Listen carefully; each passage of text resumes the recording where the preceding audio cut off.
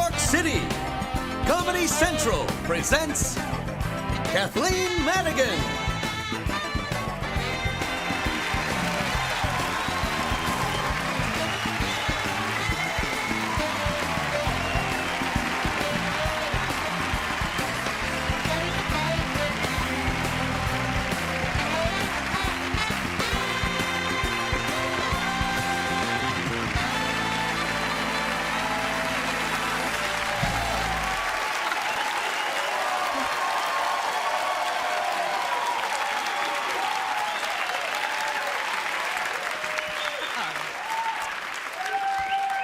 Wow, thank you. Wow, you guys sound awesome. This is great to be here. I actually flew here on TWA, which was good because I've been taking Southwest a lot lately.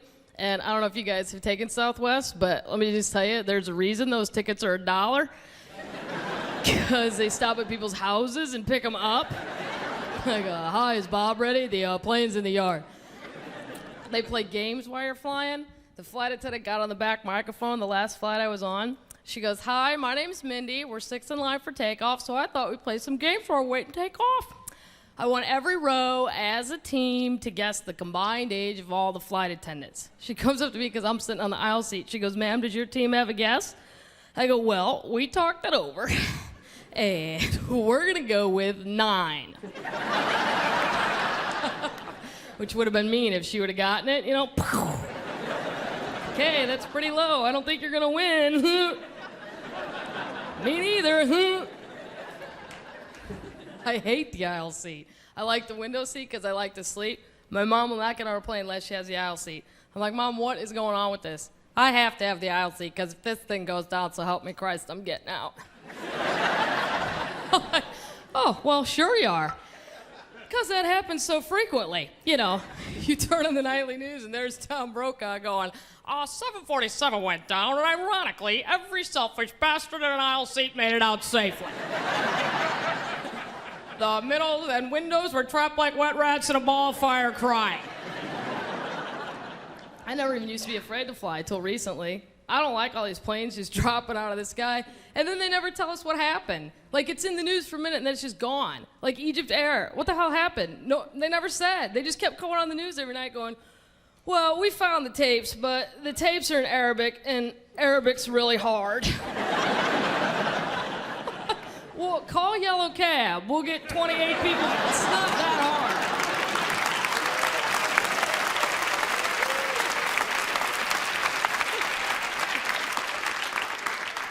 Then they said they thought it might be suicide on the pilot's part, and I thought, oh, crap, I never even thought about that. Now I gotta think about that crap when I get on a plane. Gotta stop by the cockpit. Hi, how you doing? Happy schmappy. Here's some donut holes. Don't freak out. We're just trying to frickin' get to Canada in one piece. That's where I was. I was in Canada for like 3 weeks. And I like Canada, but like I forget it's up there. I was thinking Canada is like our attic, and you forget it's up there, and then you get up there, you're like, wow, look at all this crap. I totally forgot. People live here, they work here. I don't like the fact, though, they charge you $10 to get out of Canada. It's like an exit fee, and I had no idea this was an official policy. I get to my plane, and there's 2 guys standing there going, hi, we need $10.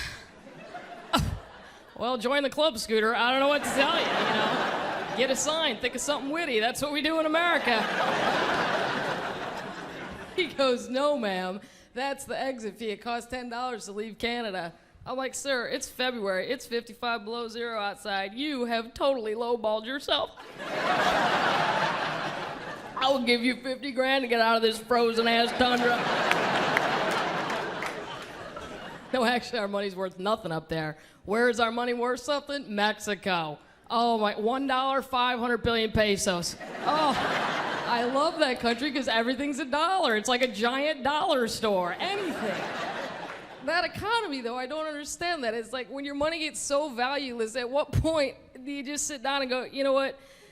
Screw it. We got to trade chickens again. This is just not working. I like that country because I like the fact that they got together and voted that every single day as an adult you have to take a nap. Oh, I would have given $500 to been in that Senate meeting that day that guy brought that up. Some guy had enough guts to stand up and go, yeah, I don't really give a crap about the economy or anything, but I don't know about you people, but I'm really dragging ass every day between like 2 and 4. And I was just wondering if we could vote on that being nap time. And nobody said no. That's the cool part. They went, "You are an idea man, Raul. We are locking up."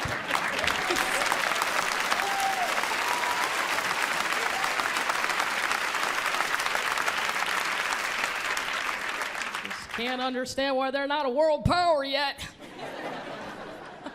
I like the Mexicans' answer to difficult problems. Healthcare, they got to the answer. What's their answer? Prescription drugs are available with no prescription. There's your answer. Cut out the doctor, the middleman. Self-diagnosis, that's the future. That is so ridiculous because there's so many freaks like me. I'd be down at the drugstore every week going, "I have a brain tumor. What do you have behind the counter?" Yeah, well, screw it. Maybe it's a headache, but I think it's a brain tumor. Just come on. I actually went to a store in Tijuana. They were having a sale on Prozac and fireworks. Oh, you gotta meet the manager who came up with that special. I knew nothing of Mexican culture. I'm originally from the Midwest. I moved to Los Angeles. Like Cinco de Mayo, I didn't even know what it was. My neighbor's Mexican. I asked him. I mean, in the Midwest, we call it Tuesday, you know? I asked him, I go, "What is it?" He goes, "It's our Independence Day." I go, "Who'd you beat?" He goes, "The French." I'm like, "Well, who didn't?" You know? I don't know if it's something to get quite this wound up about, Jose. But if margaritas are half price, I'm all about your Cinco de Mayo. That's all we do is travel. And we have all day off. And for those 2 reasons, that's why I watch Unsolved Mysteries, because I think I got a good chance at finding these people. My favorite part of that show, every time they have that show, they have a segment called Reunions. That's where if you have a missing relative for free, Unsolved Mysteries will go ahead and help you find that relative. And I'm just here to tell you that so far from what I've seen, if you do have a relative that's missing, I would just go ahead and leave them missing, because, the critters they unearth are unbelievable. So it's some big fat ass coming out of a trailer going, "Thank God y'all found me, because I am broke. What kind of bone marrow y'all got? I need some sort of transplant." A lot of time to kill on the road. I listen to Dr. Laura because I hate her. Anybody else on that page? Oh, good. But I can't quit listening, so who's the freak? I'm addicted. I am astonished. If you've never heard her, she's on AM radio. She's not a shrink, but she acts like a shrink. She often refers to herself as a moral leader. And I don't know how you get to that point in your life where you're walking around your house one day going, "You know what? I'm so damn right about everything. I'm gonna start taking calls." Really? I watch a lot of sports. That's a good time killer. Figure skating's my favorite because I always wanted to be a figure skater as a kid. But whenever I watch that, I think, God, I would have done it alone. I don't know how these people have the patience to be in a little team with a partner. Because if I practiced with some guy for 10 years and we got to the Olympics and he fell, oh my God, I'd skate around just to chop off a finger before he got up. I'd skate up to that judge's table and go, "I don't have any idea who that man is. He's stalking me and I would like him removed from the building. I don't know why his outfit matches mine." The drag about watching figure skating, though, is you got to listen to Dick Button announce it. And for you guys who don't watch figure skating, I'll catch you up real quick. Dick Button won a gold medal in figure skating in 1884, okay? And he's hyper condescending and he's mean. It's like these people's families are watching. When they suck, I think we know they just skated into a wall and they're bleeding. I don't think there's any reason to keep going on about it. "Oh, he's relentless." Well, it's obvious these two have no grace, athletic talent, and or ability and shouldn't even be in the rink. Oh, you just want to go, "You know what, Dick? I would like to see your fat, bald ass out there doing a triple Lutz, because when you won the gold medal, what was required to win gold? You had to be able to, like, skate backwards and wave." I've seen the movies. And those people are so much younger now. It's getting ridiculously young. I mean, the last gold medal winner, Tara Lipinski, 14 years old. wins the gold medal, then goes home to Detroit and writes an autobiography. When you're 14, what do you have to say so far? You've only known how to write for 7 years. Chapter 1, math is really hard. You can't unload these Girl Scout cookies. They order them and then they move. It's bull. 14 years old. You don't want to win a gold medal when you're 14. You don't want to peak that early in life. I mean, you'll never be normal. You might as well just shoot the heroin right in your eyeball and go directly to rehab, you know? You're eating cereal and you're on the box, that's gonna you up. There's no way around that. Hard for me to watch any of these. Like the Olympic sports, I just can't watch them because I think too many people are cheating. Like whole countries are cheating, and I don't think we say anything to them because we're scared of them. China, I think they cheat like crazy people. Like those Chinese swimmers, it couldn't be more obvious, and our announcer's always so polite about it. Bill, do you think perhaps Wong Fu was using steroids? Well, she swam home.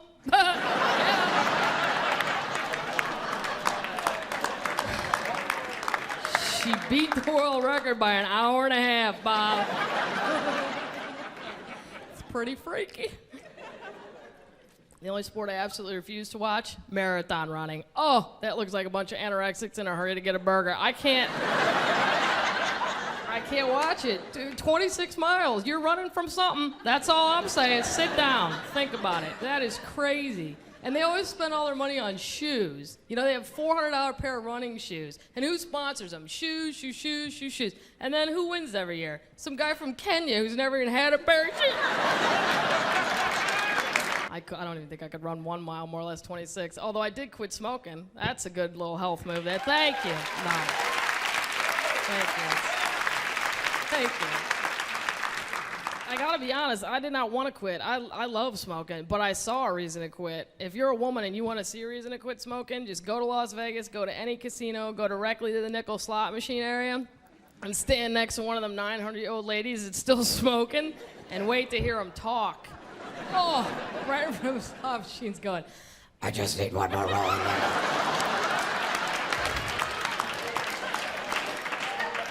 And a cocktail, what's it take to get a cocktail around it? This service is appalling. If I was an alcoholic, I'd come here to quit drinking, for Christ's sake. Oh, not very attractive.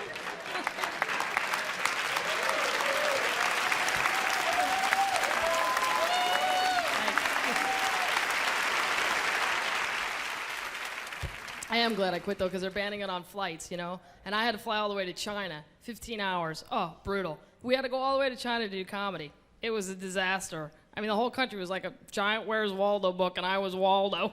I just kept walking around telling the other comedians, I'm like, if there is such a thing as reincarnation, I was never Chinese, because none of this crap's ringing a bell. Not the food, not the music. And they play that music while you're trying to eat that bang, bang. Turn that off. That's horrible. It's not appetizing. I just keep thinking of the Sally Struthers commercials, and I can't even watch them commercials. Adopt a kid for 60 cents a day, because I feel so guilty. Because I have 60 cents, but you gotta write them leathers, and I know I wouldn't write the little fella. I'd call him if he had a cell phone.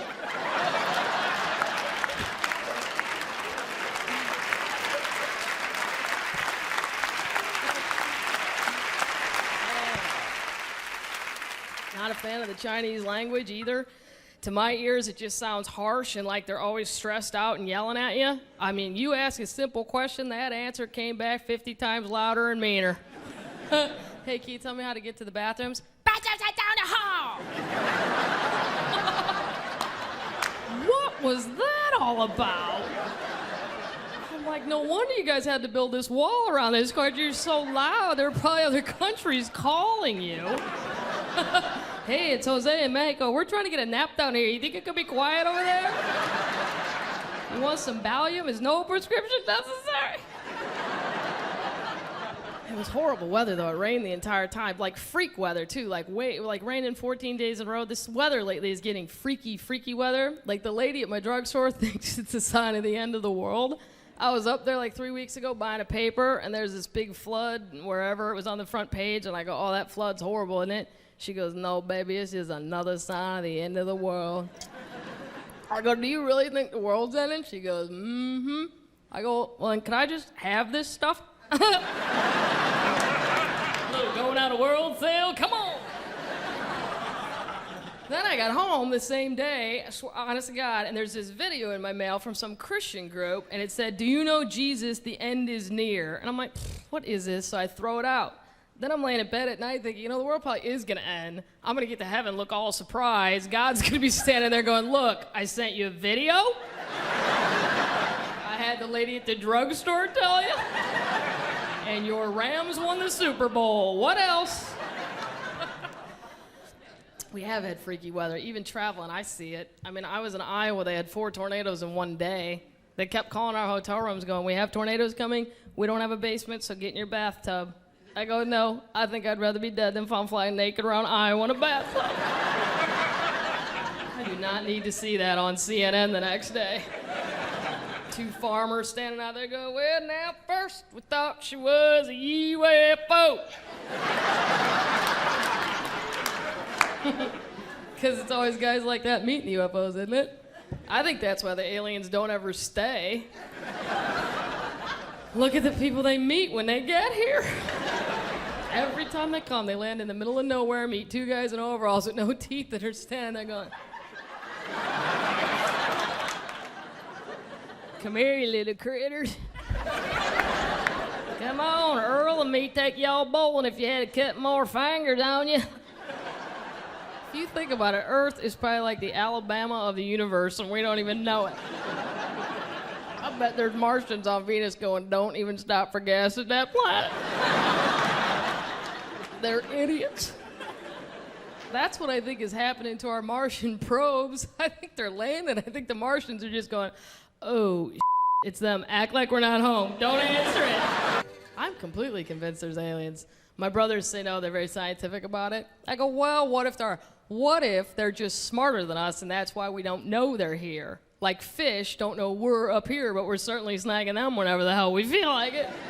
I go, I bet if we drain the ocean, we'd find like 20 trillion tiny posters with pictures of fish that just say, missing.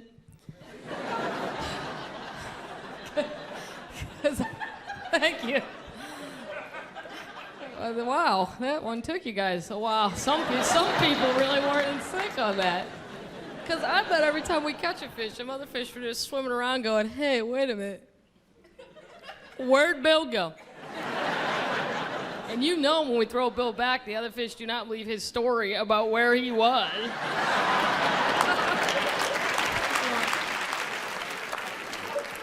Some people think the government knows there's aliens and won't tell us. My one neighbor thinks that. I go, why wouldn't they tell us? He goes, because it would mess up religion. People would just freak out. I go, why? If God made us, God made them. What's the big deal? I mean, that's if you believe God made us, which I do, only because I don't understand evolution. Oh, all through school, I just kept raising my hand going, I have a question. If we came from monkeys, could somebody please just tell me why are there still monkeys? What, they just couldn't get over the hump, you know? George Bush Jr. made it. What's up with their orangutans?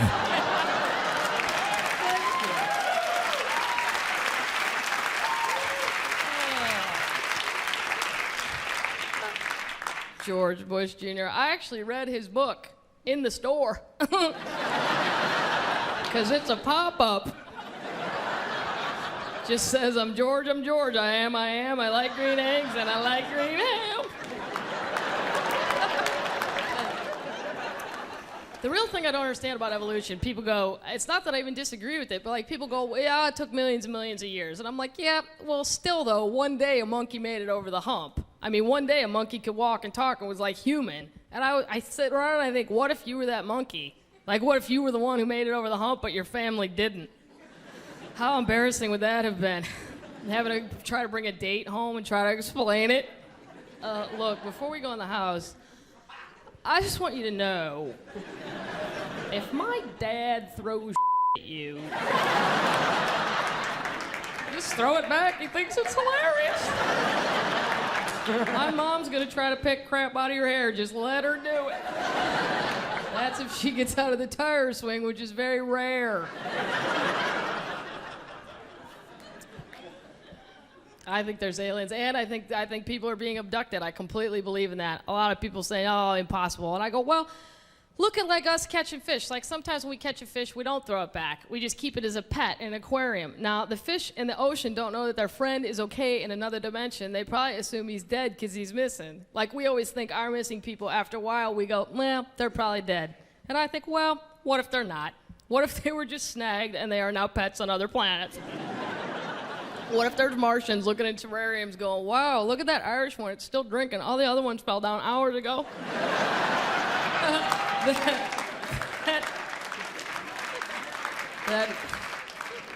That Mexican one won't get up between 2 and 4. And that Chinese one won't quit yelling at either one of them. Hey guys, that's all my time. Thanks a lot for watching.